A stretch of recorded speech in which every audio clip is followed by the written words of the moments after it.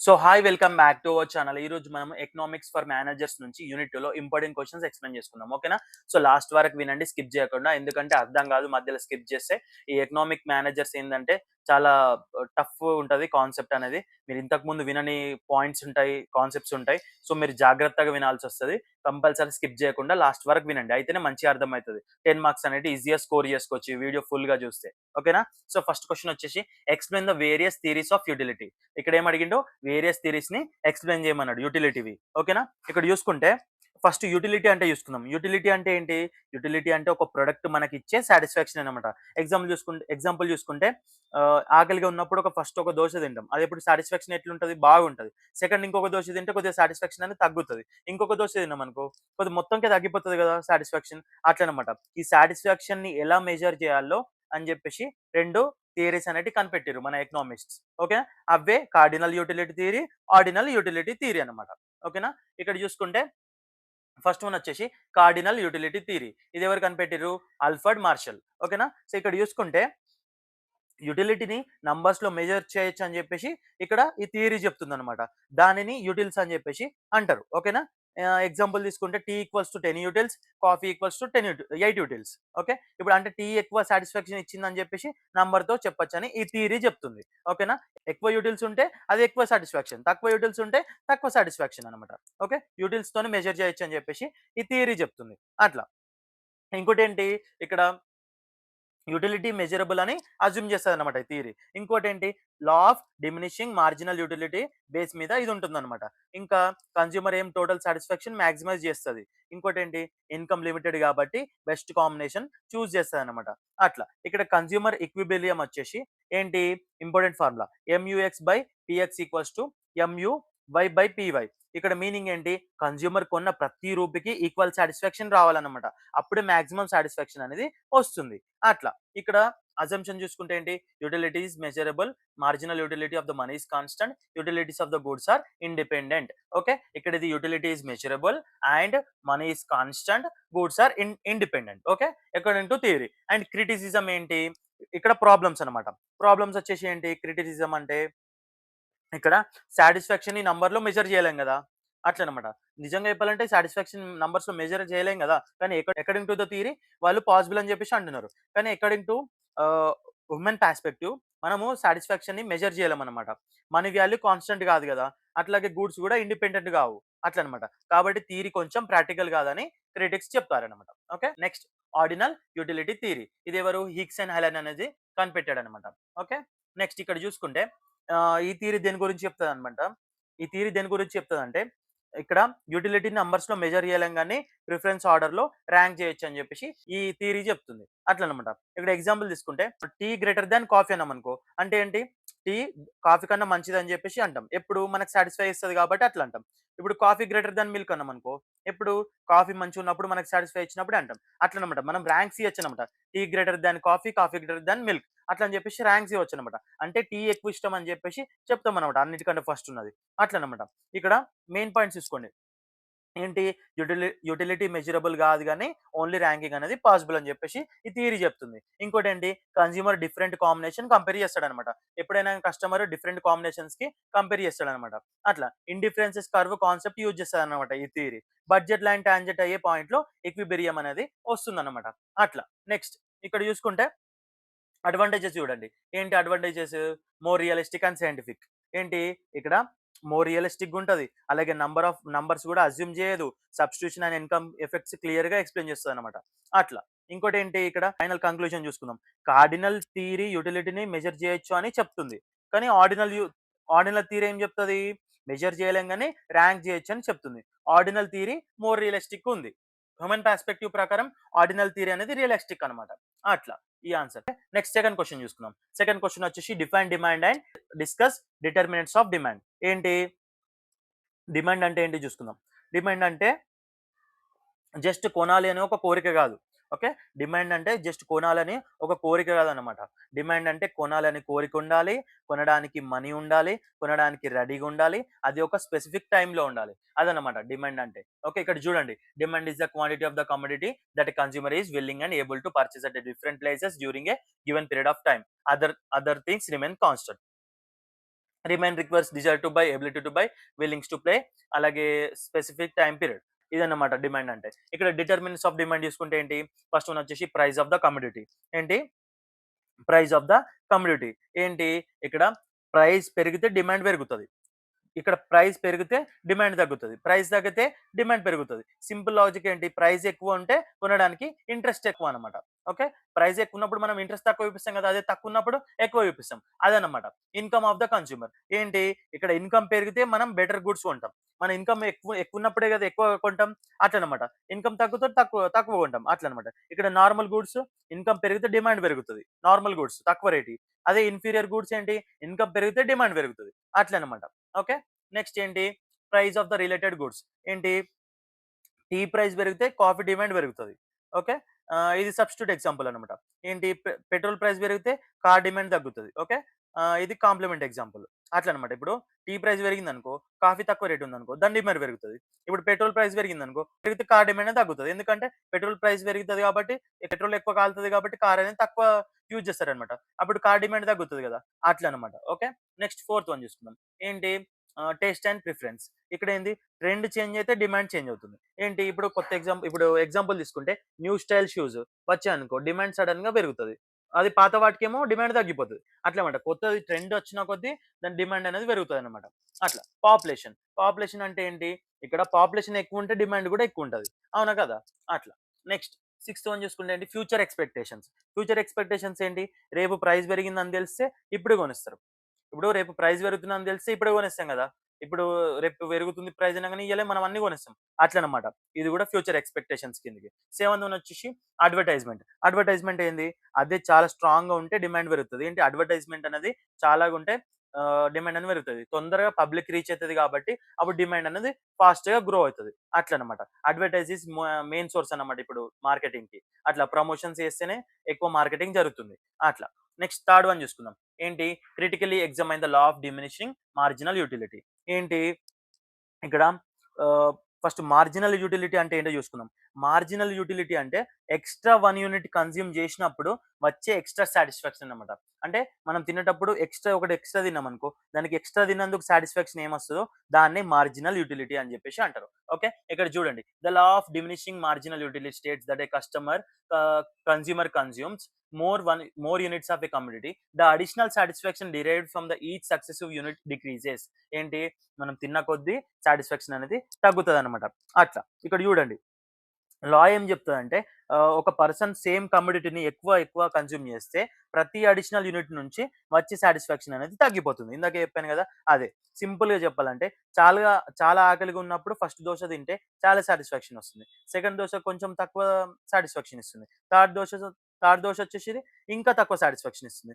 Fourth dosa తింటే అసలు ఇంట్రెస్టే లేకపోవచ్చు. అట్లనమాట. అంటే ప్రతి ఎక్స్‌ట్రా యూనిట్‌తో సాటిస్ఫాక్షన్ అనేది తగ్గిపోతుంది. అదే law of diminishing marginal utility. ఓకేనా? ఇదన్నమాట. ఇక్కడ ఎక్స్‌ప్లనేషన్ చూసుకుందాం. First unit gives the highest satisfaction. Each additional unit gives lesser satisfaction. Eventually marginal utility becomes 0 or negative. అంటే తింటూ పోతే సాటిస్ఫాక్షన్ అనేది తగ్గుతూ పోతది కదా! లాస్ట్‌కి 0 అవ్వచ్చు, నెగెటివ్ గూడా అవ్వచ్చనమాట. అట్లా. ఇక్కడ చూడండి. ఫస్ట్ యూనిట్ హైయెస్ట్ సాటిస్ఫాక్షన్ ఇస్తుంది. తర్వాత యూనిట్స్ తక్కువ సాటిస్ఫాక్షన్ ఇస్తది. ఒక స్టేజ్‌లో మార్జినల్ యుటిలిటీ అనేది 0 అవ్వచ్చు. ఇంకా ఫోర్స్ చేసి ఉంటే నెగెటివ్ గూడా అవ్వచ్చనమాట. డిస్కంఫర్ట్ ఫీల్ అవుతారనమాట. అట్లా. Next assumptions. అజంప్షన్స్ ఏంటి? Consumer is rational. ఏంటి? ఫస్ట్ ఇక్కడ కన్స్యూమర్ అనేది రేషనల్‌గా ఉండాలి. అంటే లాజిక్‌తో కన్జ్యూమ్ చేయాలనమాట. నెక్స్ట్ ఏంటి? Income, taste and price remains constant. ఏంటి ఇక్కడ? ఇన్‌కమ్, టేస్ట్, ప్రైస్ చేంజ్ అవ్వకూడదు. సేమ్ కండిషన్‌లో ఉండాలనమాట. నెక్స్ట్ థర్డ్ వన్ ఏంటి? ఇక్కడ థర్డ్ వన్ వచ్చేసి కన్సంప్షన్ ఈస్ కంటిన్యూయస్. ఏంటి? కన్సంప్షన్ అనేది కంటిన్యూయస్‌గా ఉండాలి. గ్యాప్ ఎక్కువ ఉంటే మళ్ళీ ఫస్ట్ యూనిట్ లాగా సాటిస్ఫాక్షన్ రావచ్చనమాట. అట్లా. ఫోర్త్ వన్ ఏంటి? యూనిట్స్ ఐడెంటికల్‌గా ఉండాలి. ఏంది? Units are identical. ఏంటి ఇక్కడ? ప్రతి యూనిట్ సేమ్ సైజు, సేమ్ క్వాలిటీలో ఉండాలనమాట. అట్లా. నెక్స్ట్ ఇంపార్టెన్స్ చూసుకుందాం. Explain downward sloping and demand curve. ఏంటి? ఏంటి? This explains downward sloping demand curve. ఇక్కడ downward sloping demand curve explain చేస్తది. ఏం ఎక్స్‌ప్లెయిన్ చేస్తది?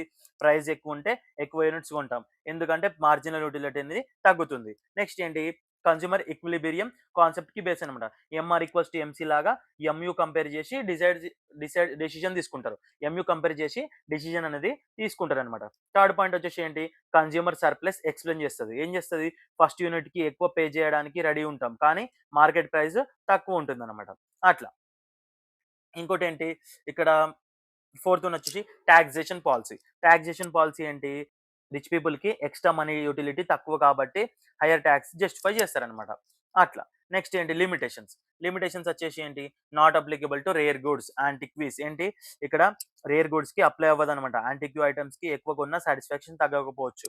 అట్లా. నెక్స్ట్ ఏంటి? అడిక్టివ్ గూడ్స్‌కి అప్లై అవ్వదు. ఏంటి? Cigarette example. అలాగే ఎక్కువ కన్జ్యూమ్ చేసినా కూడా ఇంట్రెస్ట్ అనేది తగ్గకపోవచ్చు. Utility cannot be measured exactly. ఏంటి? యుటిలిటీ అనేది ఎగ్జాక్ట్‌గా మెజర్ చేయాల. ఇక్కడ ఒక సింపుల్ ఎండింగ్ లైన్ ఇద్దాం. లా ఆఫ్ డిమినిషింగ్ మార్జినల్ యూటిలిటీ ఏం చెప్తుంది? మనం ఎక్కువ యూనిట్స్ కన్జ్యూమ్ చేస్తే ప్రతి అడిషనల్ యూనిట్ నుండి వచ్చే సాటిస్ఫాక్షన్ అనేది తగ్గిపోతుంది. ఇది డిమాండ్ కర్వ్‌కి బేస్ కాన్సెప్ట్ అనమాట. అట్లా. నెక్స్ట్ ఫోర్త్ వన్ చూసుకుందాం. Critically ఎగ్జామైన్ law of demand, explain types of elasticity. ఏంటి? ఇక్కడ టైప్స్ ఆఫ్ డిమాండ్, ఇక్కడ లా ఆఫ్ డిమాండ్ ఎక్స్‌ప్లెయిన్ చేయమన్నాడు. అట్లాగే టైప్స్ ఆఫ్ ఎలాస్టిసిటీ కూడా ఎక్స్‌ప్లెయిన్ చేయమన్నాడు. ఇక్కడ చూసుకుంటే law of demand states that other things remaining constant quantity demand varies inversely with price. ఏంటి? ఇక్కడ అదర్ థింగ్స్ అనేటి రిమైనింగ్ కాన్స్టెంట్. ప్రైస్ పెరిగితే డిమాండ్ తగ్గుతుంది. ప్రైస్ తగ్గితే డిమాండ్ పెరుగుతుంది. అట్లనమాట. ప్రైస్ పెరిగినప్పుడు డిమాండ్ తగ్గుతది. ప్రైస్ తగ్గినప్పుడు డిమాండ్ పెరుగుతది. అట్లనమాట. ఎగ్జాంపుల్ తీసుకుంటే మ్యాంగో ప్రైస్ వచ్చేసి 100 ఉంటే 1 కేజీ కొంటాం. ప్రైస్ వచ్చేసి 50 ఉంటే 2 కేజీ కొనేస్తాం. అట్లనమాట. ప్రైస్ ఎక్కువుంటే డిమాండ్ తక్కువుంటది. హ్మ్. అదే ప్రైస్ తక్కువుంటే డిమాండ్ పెరుగుతది. అట్లనమాట. అదే లా ఆఫ్ డిమాండ్ అనమాట. ఎందుకిలా జరుగుతుంది? రీజన్స్ ఏంటి? ఇక్కడ రీజన్స్ వచ్చేసి లా ఆఫ్ డిమినిషింగ్ మార్జినల్ యుటిలిటీ. ఏంటి? రీజన్స్ వచ్చేసి లా ఆఫ్ డిమినిషింగ్ మార్జినల్ యుటిలిటీ. ఏంటి? మనం ఎక్కువ యూనిట్స్ కన్జ్యూమ్ చేస్తే సాటిస్ఫాక్షన్ తగ్గుతుంది. కాబట్టి ఎక్స్‌ట్రా యూనిట్స్ కొనడానికి ప్రైస్ తక్కువుండాలి. అట్లనమాట. నెక్స్ట్ వచ్చేసి ఏంటి? Income effect. ప్రైస్ తగ్గితే మనకి ఎక్స్‌ట్రా ఇన్‌కమ్ లాగా ఫీల్ అవుతుందన్నమాట. ఎగ్జాంపుల్ ఏంటి? పెట్రోల్ రేట్ తగ్గితే మిగతా మనీ వేరే గూడ్స్ కొనడానికి యూజ్ చేస్తామన్నమాట. అట్లా. నెక్స్ట్ వచ్చేసి ఏంటి? Substitution effect. సబ్స్టిట్యూషన్ ఎఫెక్ట్ ఏంటి? ఇక్కడ ఒక గూడ్స్ ప్రైస్ పెరిగితే కన్స్యూమర్ సబ్స్టిట్యూట్‌కి షిఫ్ట్ అవుతాడు. ఏంటి? టీ ప్రైస్ పెరిగితే కాఫీ కొనేస్తాడు. అట్లా అన్నమాట. ఫోర్త్ వచ్చేసి ఏంటి? Entry of new customers. Price తగ్గితే ఇంకా కొనడానికి ఇంట్రెస్ట్ లేకపోయిన వాళ్ళు కూడా మార్కెట్‌లోకి వస్తారు. ఇక్కడ అట్లనమాట. ఓకే. నెక్స్ట్ లిమిటేషన్స్ ఏంటి? Giffen goods, inferior goods. ఏంటి? లా అన్ని సిట్యుయేషన్‌లో వర్క్ అవ్వదనమాట. గిఫెన్ గూడ్స్ ఏంటి? చాలా పూర్ క్వాలిటీ ఇన్ఫీరియర్ గూడ్స్‌ని గిఫెన్ గూడ్స్ అంటారు. ప్రైస్ పెరిగినా కూడా డిమాండ్ పెరుగుతుంది. అట్లనమాట. నెక్స్ట్ ఏంటి? వెల్‌బెన్ గూడ్స్. వెల్‌బెన్ గూడ్స్ ఏంటి? ఇక్కడ స్టేటస్ గూడ్స్. ఏంటి? ప్రైస్ ఎక్కువుంటే ప్రెస్టీజ్ ఎక్కువ అని కొనేస్తారు. సింపుల్ కాస్ట్‌లీ వాచెస్ అనమాట. ఎక్కువ ఎంత కాస్ట్ ఉంటే అంత రిచ్ అని జెప్పేసి, అంత కాస్ట్‌లీ అని జెప్పేసి, అంత బ్రాండ్ అని జెప్పేసి కొందరు కొంటారు. దాన్నే వెబ్‌లెన్ గూడ్స్ అని జెప్పేసి అంటారు. స్పెక్యులేషన్ గూడ్స్ ఏంటి? ఫ్యూచర్‌లో ప్రైస్ పెరుగుతదని ఎక్స్‌పెక్ట్ జేస్తే ప్రైస్ పెరిగినా గూడా కొనేస్తారనమాట. అట్లా. నెక్స్ట్ ఏంటి? ఇగ్నోరెన్స్. ఇగ్నోరెన్స్ వచ్చేసి ఏంటి? ఇక్కడ ఇగ్నోరెన్స్ ఆఫ్ కస్టమర్ చూసుకుంటే ఏంటి? కన్స్యూమర్ ప్రైస్ చేంజ్ గురించి కరెక్ట్ ఇన్ఫర్మేషన్ లేకపోతే రాంగ్ డెసిషన్స్ తీసుకుంటారు. అట్లనమాట. నెక్స్ట్ ఇక్కడ types of elasticity of demand చూసుకుంటే ఫస్ట్ వన్ వచ్చేసి ప్రైస్ ఎలాస్టిసిటీ. ఇదేం చేస్తది? ప్రైస్ చేంజ్‌కి డిమాండ్ ఎంత చేంజ్ అవుతుందో మెజర్ చేస్తదనమాట. ఇక్కడ ఏంటి? Luxury goods equals to high elasticity. Essential goods equals to low elasticity. అట్లనమాట. ప్రైస్ చేంజ్‌కి డిమాండ్ ఎంత చేంజ్ అవుతుందో మెజర్ చేస్తదనమాట. Price elasticity of demand. Okay. Next వచ్చేసి ఇన్‌కమ్ ఎలాస్టిసిటీ ఆఫ్ డిమాండ్. ఇదేం చేస్తది? ఇన్‌కమ్ చేంజ్‌కి డిమాండ్ ఎంత చేంజ్ అవుతుందో మెజర్ చేస్తదనమాట. ఇన్‌కమ్ పెరిగితే డిమాండ్ పెరిగితే పాజిటివ్ ఎలాస్టిసిటీ. లేకపోతే ఇన్‌కమ్ పెరిగినప్పుడు డిమాండ్ తగ్గిందనుకో అది నెగెటివ్ ఎలాస్టిసిటీ. అట్లా. థర్డ్ వన్ వచ్చేసి ఏంటి? Cross elasticity. క్రాస్ ఎలాస్టిసిటీ అంటే ఏంటి? ఒక గూడ్ ప్రైస్ చేంజ్ అయితే వేరే గూడ్ డిమాండ్ ఎంత చేంజ్ అవుతుందో అట్లా. Substitute equals to positive, complement equals to negative. అట్లనమాట. ఇప్పుడు ఒక గుడ్ ప్రైస్ చేంజ్ అయితే వేరే గుడ్ పైన డిమాండ్ పెరుగుతది గదా! దాన్నే మెజర్ చేస్తదనమాట ఇది. ఓకే. Next advertisement elasticity. ఏంటి? ఇదేం చేస్తది? అడ్వర్టైజ్‌మెంట్ ఇంక్రీజ్ చేస్తే డిమాండ్ ఎంత పెరుగుతుందో, ఎంత చేంజ్ అవుతుందో మెజర్ చేస్తదనమాట. అట్లా. ఇక్కడ కంక్లూజన్ చూసుకుంటే లా ఆఫ్ డిమాండ్ ఏం చెప్తది? ప్రైస్ పెరిగితే డిమాండ్ తగ్గుతది. కానీ కొన్ని స్పెషల్ కేసెస్‌లో ఎక్సెప్షన్స్ ఉంటాయన్నమాట. ఏది? ఎలాస్టిసిటీ అంటే డిమాండ్ రెస్పాన్స్ మెజర్ చేయడం అనమాట. అట్లా. ఇదనమాట. నెక్స్ట్ ఫిఫ్త్ క్వెషన్ చూసుకుందాం. What is price elasticity of demand? Explain with examples. ఇక్కడ ప్రైస్ ఎలాస్టిసిటీ అంటే ఏంటి? ప్రైస్ చేంజ్ అయితే డిమాండ్ ఎంత చేంజ్ అవుతుందో మెజర్ చేసేదే ప్రైస్ ఎలాస్టిసిటీ ఆఫ్ డిమాండ్. సింపుల్‌గా చెప్పాలంటే ప్రైస్ చేంజ్‌కి డిమాండ్ ఎంత రియాక్ట్ అవుతుందో మెజర్ చేయడం అన్నమాట. అట్లా. ఫార్ములా ఏంటి మనకు? ఇక్కడ price elasticity of demand equals to percent change in the quantity demand by percent change in price అన్నమాట. ఓకే, ఇదన్నమాట. అంటే ఇక్కడ ఎగ్జాంపుల్ తీసుకుంటే ప్రైస్ వచ్చేసి 10% పెరిగితే డిమాండ్ అనేది 20% తగ్గితే ఏంటి పీఈడి ఈక్వల్స్ టు 20/10. ఎంత ప్రైస్ ఎలాస్టిసిటీ ఆఫ్ డిమాండ్ ఎంత 2 అనమాట. అంటే డిమాండ్ అనేది హైలీ ఎలాస్టిక్ అనమాట. అట్లా ఇక్కడ డిగ్రీస్ ఆఫ్ ఎలాస్టిసిటీ చూసుకుంటే వచ్చేసి ఏంటి ఫస్ట్ వన్ వచ్చేసి పర్ఫెక్ట్లీ ఎలాస్టిక్. ఏంటి ఇక్కడ పర్ఫెక్ట్లీ ఎలాస్టిక్ అంటే స్మాల్ ప్రైస్ చేంజ్ ఉంటే డిమాండ్ కంప్లీట్లీ చేంజ్ అవుతుంది అనమాట. ఎగ్జాంపుల్ చూసుకుంటే ఏంటి స్టాక్ మార్కెట్ షేర్స్ కొన్ని కేసెస్లో స్మాల్ ప్రైస్ చేంజ్ కి హ్యూజ్ రియాక్షన్ ఉంటుంది అనమాట. గ్రాఫ్ లో హారిజాంటల్ లైన్ లాగా ఉంటుంది అట్లా అనమాట. ఇక్కడ PED equals to infinite. Next వచ్చేసి ఏంటి perfectly inelastic demand PED equals to zero. ఏంటి పిఈడి ఈక్వల్స్ టు జీరో. ఇక్కడ చూడండి demand remains constant despite price change. ఏంటి ఇక్కడ ప్రైస్ చేంజ్ అయినా కానీ డిమాండ్ అనేది చేంజ్ అవ్వదు అనమాట. ఎగ్జాంపుల్ తీసుకుంటే లైఫ్ సేవింగ్ మెడిసిన్స్ ప్రైస్ పెరిగినా కూడా కొనాలి కాబట్టి డిమాండ్ సేమ్ గా ఉంటుంది అనమాట. అట్లా గ్రాఫ్ లో వర్టికల్ లైన్ లాగా ఉంటుంది. థర్డ్ వన్ వచ్చేసి ఏంటి relatively elastic PED greater than 1. ఏంటి ఇక్కడ డిమాండ్ ప్రైస్ కన్నా తక్కువ చేంజ్ ఉంటుంది అనమాట. ఎగ్జాంపుల్ వచ్చేసి ఏంటి సాల్ట్ ఎసెన్షియల్ మెడిసిన్స్ అనమాట. ప్రైస్ పెరిగినా కూడా డిమాండ్ అనేది ఆల్మోస్ట్ సేమ్ గానే ఉంటుంది అనమాట. అట్లా నెక్స్ట్ వచ్చేసి ఏంటి fifth one unitary elastic demand. ఇది ఏం చేస్తుంది ఇక్కడ ఏంటి ప్రైస్ చేంజ్ అయినా కానీ ప్రపోర్షనేట్ గా డిమాండ్ చేంజ్ అవుతుంది. ఎగ్జాంపుల్ తీసుకుంటే ఏంటి ప్రైస్ 10% పెరిగితే డిమాండ్ అనేది 10% తగ్గుతుంది అట్లా అనమాట. నెక్స్ట్ ఏంటి ఇంపార్టెన్స్ చూసుకుంటే ఏంటి ఇక్కడ ప్రైజింగ్ డెసిషన్స్ ఏం చేస్తుంది ఇక్కడ ప్రైస్ ఫిక్స్ చేయడానికి తెలియాలి. డిమాండ్ ఎలాస్టిక్ అయితే ప్రైస్ తగ్గించి సేల్స్ పెంచొచ్చు అనమాట. ఓకే, సెకండ్ చూద్దాం రెవెన్యూ ఎస్టిమేషన్. ఏంటి ఎలాస్టిటీ బట్టి టోటల్ రెవెన్యూ ఇంక్రీజ్ అవుతుందా తగ్గుతుందా అని ప్రిడిక్ట్ చేయొచ్చు. థర్డ్ వన్ వచ్చేసి taxation policy. Government essential goods మీద ఎక్కువ ట్యాక్స్ పెడతారు. ఎందుకు డిమాండ్ ఎనాలిస్టిక్ కాబట్టి కన్స్యూమర్ బర్డెన్ ఎక్కువగా పడుతుంది అట్లా అనమాట. ఇక్కడ కంక్లూజన్ చూసుకుంటే ప్రైస్ ఎలాస్టిసిటీ ఆఫ్ డిమాండ్ అంటే ప్రైస్ చేంజ్ కి డిమాండ్ ఎంత రియాక్ట్ అవుతుందో మెజర్ చేయడం అనమాట. ఇది ప్రైజింగ్ రెవెన్యూ టాక్సేషన్ డెసిషన్ లో చాలా ఇంపార్టెంట్. అట్లా నెక్స్ట్ షార్ట్ ఆన్సర్స్ చూసుకుందాం. షార్ట్ ఆన్సర్స్ అంటే ఏంటి ఫస్ట్ చూడండి ఇక్కడ షార్ట్ ఆన్సర్స్ చూసుకుందాం. షార్ట్ ఆన్సర్స్ లో ఫస్ట్ క్వశ్చన్ ఏంది what is marginal utility. Marginal utility అంటే తెలుసు మీకు ఏంటి ఇక్కడ మార్జినల్ యూటిలిటీ అంటే ఏంటి మార్జినల్ యూటిలిటీ అంటే ఒక కమోడిటీని ఇంకో అడిషనల్ కమోడిటీ కన్స్యూమ్ చేసినప్పుడు వచ్చే ఎక్స్ట్రా సాటిస్ఫాక్షన్ అనమాట. మనం ఎక్కువ యూనిట్స్ కన్స్యూమ్ చేస్తే ప్రతి ఎక్స్ట్రా యూనిట్ కి వచ్చే సాటిస్ఫాక్షన్ తగ్గిపోతుంది. ఒక స్టేజ్ లో మార్జినల్ యూటిలిటీ అనేది జీరో అవుతుంది. అంటే ఇంకా సాటిస్ఫాక్షన్ ఉండదు. కన్స్యూమర్ ఎక్కడ స్టాప్ చేయాలో డిసైడ్ చేయడానికి మార్జినల్ యూటిలిటీ హెల్ప్ చేస్తుంది అనమాట. అట్లా నెక్స్ట్ వచ్చేసి డిమాండ్ ఫంక్షన్ అంటే ఏంటి డిమాండ్ ఏ ఫ్యాక్టర్స్ మీద డిపెండ్ అవుతుందో చూపించే రిలేషన్షిప్ అనమాట. Demand price income related goods prices tastes మీద డిపెండ్ అవుతుంది. దీన్ని మ్యాథమెటికల్ గా QD equals to f of P comma Y comma PR comma T అని రాయొచ్చు అనమాట. ఇది demand forecasting and business decision లో యూజ్ అవుతుంది. అట్లా నెక్స్ట్ డిటర్మినెంట్స్ ఆఫ్ డిమాండ్ ఏంటి ఇక్కడ డిమాండ్ ని ఇన్ఫ్లుయెన్స్ చేసే మెయిన్ ఫ్యాక్టర్స్ డిటర్మినెంట్స్ అంటారు. ప్రైస్ పెరిగితే డిమాండ్ తగ్గుతుంది, ప్రైస్ తగ్గితే డిమాండ్ పెరుగుతుంది.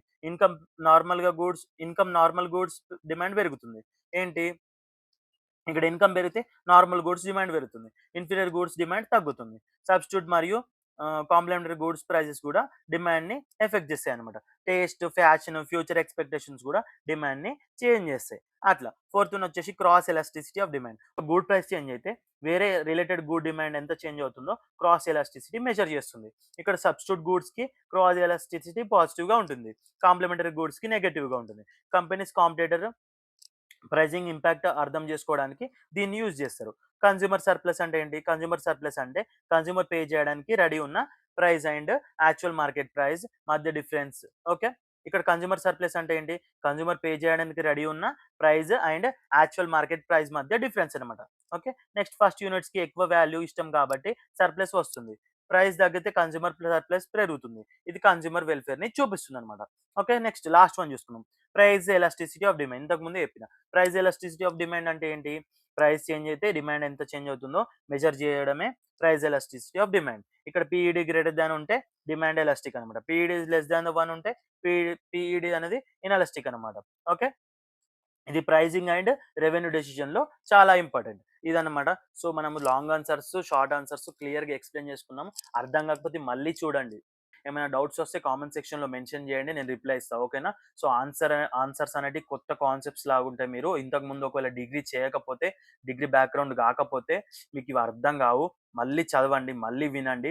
అప్పుడే అర్థమైతది. ఓకేనా? సో, పీడీఎఫ్ వచ్చేసి మన టెలిగ్రామ్‌లో, వాట్సాప్ కమ్యూనిటీలో పెడతాను. ఆ ఆ పీడీఎఫ్ ఓపెన్ చేసి వీడియో చూస్తే మంచిగా అర్థమైతది. ఓకేనా?